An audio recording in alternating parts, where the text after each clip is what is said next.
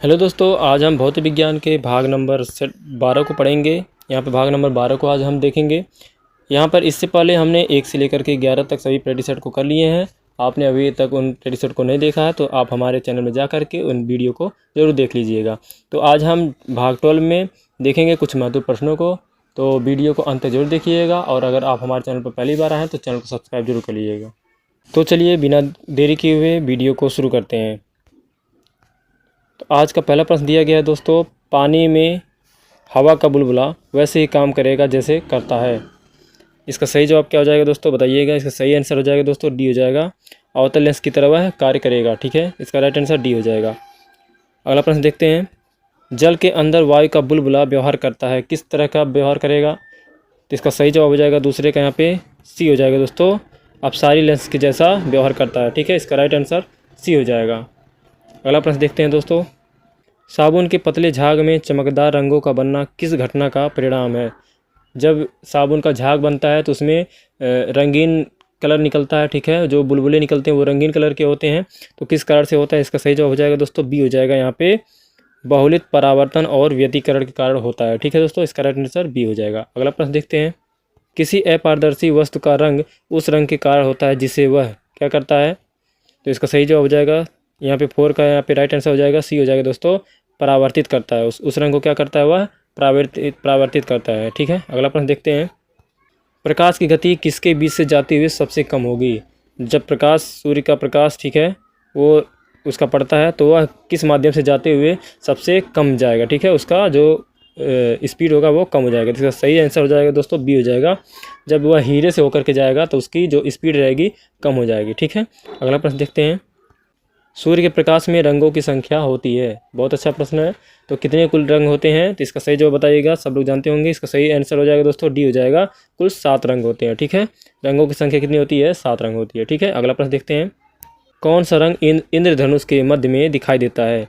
जब इंद्रधनुष बनता है दोस्तों, ठीक है, इंद्रधनुष बनता है तो वह तब कौन सा ऐसा रंग होता है जो उसके बीच में बनता है। ठीक है, तो कुल 7 रंग होते हैं, तो जो बीचों बीच में बनता है कौन सा रंग बनता है। इसका सही जवाब हो जाएगा दोस्तों ए हो जाएगा, जो हरा रंग होता है, जो हरा रंग होता है वही इन सभी रंगों के बीच में बनता है। ठीक है, इसका राइट आंसर ए हो जाएगा। अगला प्रश्न देखते हैं, इंद्रधनुष के रंगों का सही क्रम है। तो इसका क्रम बताना, यहाँ पे आपको रंगों को याद रखना है। ठीक है सभी, तो वैनी या पिनाला होता है। ठीक है, तो इसका यहाँ पे राइट आंसर हो जाएगा, यहाँ पे जो सही क्रम पूछा है तो 8 का यहाँ पे राइट आंसर हो जाएगा दोस्तों डी हो जाएगा, नीला, हरा और पीला होता है इसका सही क्रम। ठीक है, पूरे जब आप 7 रंगों को आप देखेंगे तो ये जो क्रम आएगा डी वाला ये सही आ जाएगा। ठीक है, अगला प्रश्न देखते हैं, इंद्रधनुष दिखाई पड़ता है।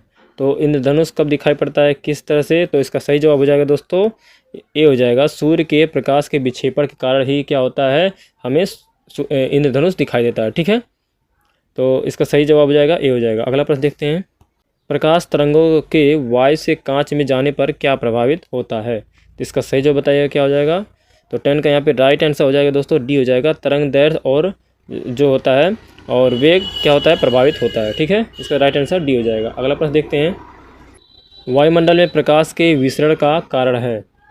तो किस कारण से विसरण होता है, इसका सही जवाब बताइएगा। इसका सही आंसर हो जाएगा ए हो जाएगा दोस्तों, धूल कण के कारण क्या होता है, प्रकाश फैलता है। ठीक है, इसका राइट आंसर ए हो जाएगा। अगला प्रश्न देखते हैं, कौन सा सबसे अधिक श्यान है। श्यान मतलब यहाँ पे चिकना, यहाँ पे पूछ रहा है तो कौन सबसे ज़्यादा चिकना होता है। इसका सही जवाब हो जाएगा दोस्तों सी हो जाएगा, जो शहद होता है वही सबसे ज़्यादा श्यान होता है। ठीक है, अगला प्रश्न देखते हैं, जब ताप में वृद्धि की जाती है तो द्रवों का पृष्ठ तनाव, जब हम क्या करेंगे, ताप को बढ़ाएंगे तो जो द्रव होता है उसका पृष्ठ तनाव क्या करता है, उसमें क्या बदलाव होता है।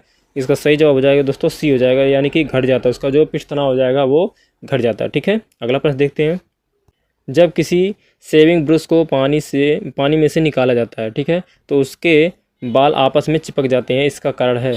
ठीक है, जब शेविंग करते हैं उस समय जो शेविंग करने के बाद से हम उसको धुलते हैं, ठीक है, तो धुलने के बाद से वो जो बाल होते हैं उसमें चिपक जाते हैं, किस कारण से होता है। तो इसका सही जवाब हो जाएगा दोस्तों डी हो जाएगा, पृष्ठ तनाव के कारण ही चिपक जाते हैं। ठीक है, इसका राइट आंसर डी हो जाएगा। अगला प्रश्न देखते हैं, बादल वायुमंडल में किस कारण तैरते हैं। जो बादल होता है, ठीक है, वायुमंडल में वो किस कारण से तैरते हैं। तो इसका सही जवाब बताइएगा क्या हो जाएगा। इसका सही आंसर हो जाएगा दोस्तों डी हो जाएगा, कम घनत्व होता है इसके कारण वो क्या होते हैं, तैरते हैं। ठीक है, अगला प्रश्न देखते हैं, स्याही के प्रवाह के लिए किस तरह के पेन गुरुत्व के साथ साथ किसका क्रिया का प्रयोग करते हैं? तो इसका सही जवाब हो जाएगा दोस्तों बी हो जाएगा। क्या हो जाएगा? यहाँ पे फाउंटेन जो पेन होता है वही किसकत की तरह कार्य करता है। जैसे किसकत जो होता है उसी की तरह फाउंटेन पेन में भी कार्य होता है। ठीक है, अगला प्रश्न देखते हैं।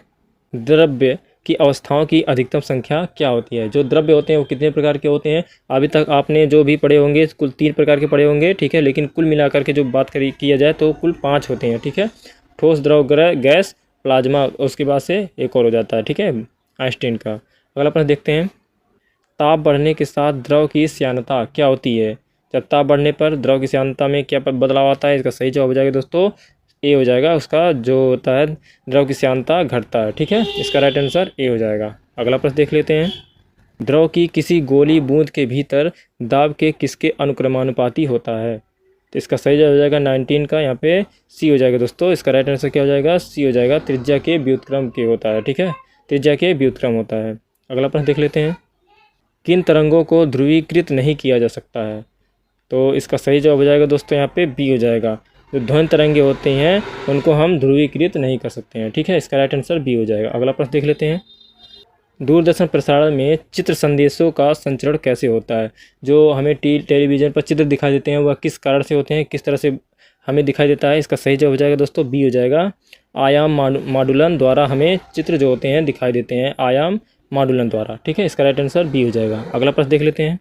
घटना जो ध्वनि तरंगों में नहीं होती है, कौन सी घटना जो ध्वनि तरंगों में नहीं होती है? तो इसका सही जवाब हो जाएगा दोस्तों डी हो जाएगा। जो ध्रुवण होता है वह ध्वनि तरंगों में नहीं होता है। अगला प्रश्न देखते हैं और अंतिम प्रश्न हो जाएगा इस वीडियो का। 2 प्रकाश तरंगे परस्पर संबद्ध कहलाती हैं यदि उनके, तो इसका सही जवाब हो जाएगा दोस्तों डी हो जाएगा। कालांतर समान हो, अगर उनके कालांतर क्या रहेगा? समान रहेगा तो वो संबंध कहलाएंगे। ठीक है, ये इसका राइट आंसर 23 का डी हो जाएगा। ठीक है, ये कंप्लीट हो चुका है दोस्तों। तो वीडियो कैसा लगा कमेंट में ज़रूर बताइएगा दोस्तों, और हमारे चैनल को सब्सक्राइब जरूर करिएगा। मिलते हैं अगले वीडियो में। पार्ट नंबर इसका लेकर के आएंगे 13 को। ठीक है, पार्ट नंबर इसके प्रैक्टिस सेट नंबर 30 को देखेंगे। जय हिंद, वंदे मातरम।